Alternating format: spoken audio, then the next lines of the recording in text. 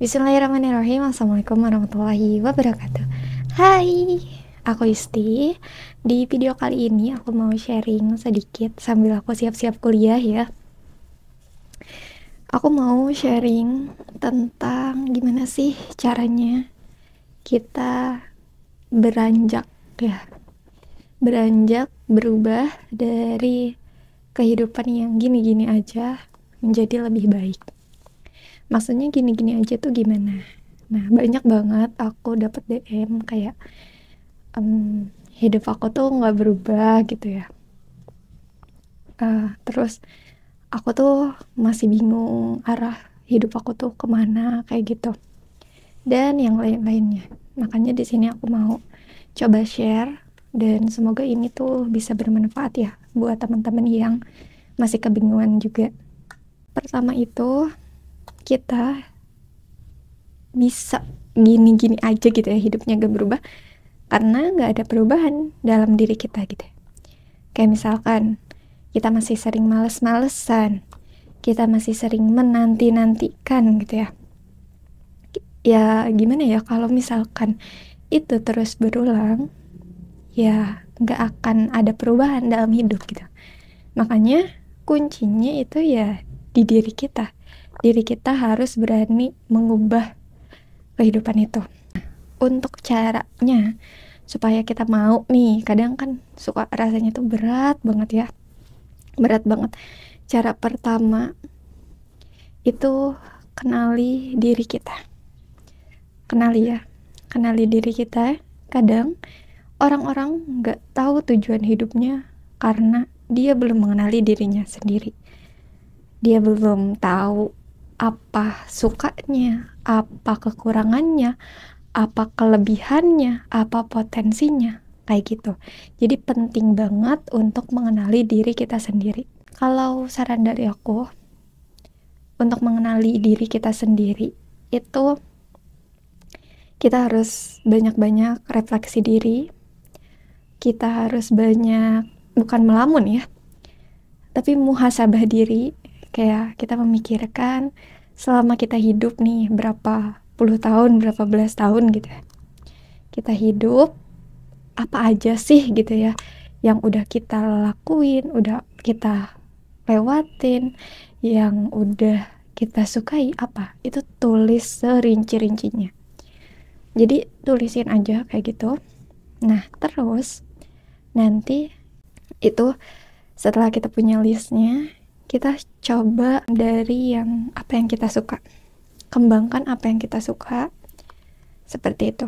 Nah terus selanjutnya, kalau udah kenal nih buat tujuan hidup, buat motivasi kita hidup tuh untuk apa, terus tujuan kita untuk ke depan tuh apa. Dan biasanya kalau aku itu membuat tujuan 5 tahun ke depan.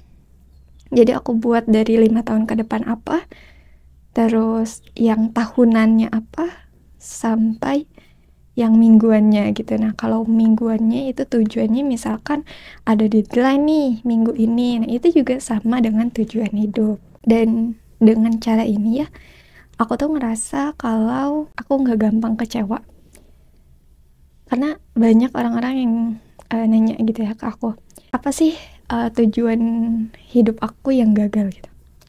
Aku jawab, aku ngerasa gak ada tujuan hidup aku yang gagal, tapi belum sampai aja. Jadi ya prosesnya mungkin lambat kayak gitu. Jadi aku gak mau bilang bahwa ini gagal gitu, karena mungkin di depan sana tujuan aku bakal sampai gitu. Cuman ya untuk waktu yang udah aku tentuin, misalkan dulu aku punya plan 5 tahun, setelah 5 tahun itu gagal gitu ya. Nah aku gak mau sebut gagal, cuman mungkin belum. Jadi itu masih proses aku. Ya bisa jadi kan nanti tujuan yang udah aku buat nih 5 tahun sebelumnya gak kekabul di 5 tahun setelahnya. Ya siapa tahu kan di 10 tahun mendatang gitu. Itu memungkinkan banget kayak gitu. Jadi kalau kita udah punya tujuan hidup, ketika kita ngerasa tujuan itu belum terpenuhi, kita nggak bakal ngerasa gagal gitu ya. Apalagi diri aku gagal, nggak sampai gitu. Jadi penting ya, itu pentingnya supaya kita bisa berdamai dengan diri sendiri kayak gitu. Terus yang selanjutnya itu bergerak, kayak paksain buat bergerak. Kalau misalkan masih ngerasa males, kesana dulu gitu, maksudnya kayak males nih mandi pagi.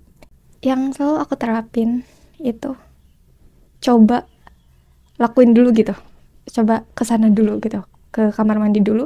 Nanti udah di kamar mandi mau enggak, itu urusan nanti. Yang penting sekarang bergerak dulu ke sana gitu. Nanti kalau udah di kamar mandi baru kayak cobain segayung gitu ya. Nanti kalau misalkan masih males, ya udah nggak usah jadi gitu. Yang penting cobain dulu segayung. Tapi kan kalau udah basah ya udah, kita akhirnya mandi kayak gitu. Kayak belajar juga. Kalau misalkan males banget, oke, ambil dulu bukunya. Setelah ambil bukunya kayak, duh masih males gitu, coba baca satu paragraf dulu kayak gitu. Nanti kalau misalkan mau lanjut mau enggak, itu urusan nanti. Yang penting baca dulu separagraf kayak gitu. Nanti kalau misalkan udah baca ya biasanya itu mengalir aja gitu. Tiba-tiba udah 5 halaman, 10 halaman gitu, bahkan 1 bab, 2 bab gitu, itu nggak bakal terasa. Jadi kalau kunci dari aku tuh itu ya, paksain, bergerak dulu, cobain dulu kayak gitu. Terus selanjutnya konsisten, itu kunci. Dan untuk menginikan konsisten biasanya ketika ntar guys, ada iklan nih, meong.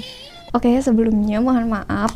Jadi tadi 3 tips dari aku itu. Semoga itu bisa membantu. Nanti kita lanjut lagi sharingnya, karena ini udah bentar lagi ya, aku harus berangkat untuk kuliah. So, sampai jumpa di video selanjutnya. Terima kasih udah menonton sampai akhir. Semoga video ini membantu. Aku Istiqomah undur diri. Wassalamualaikum warahmatullahi wabarakatuh. Dadah.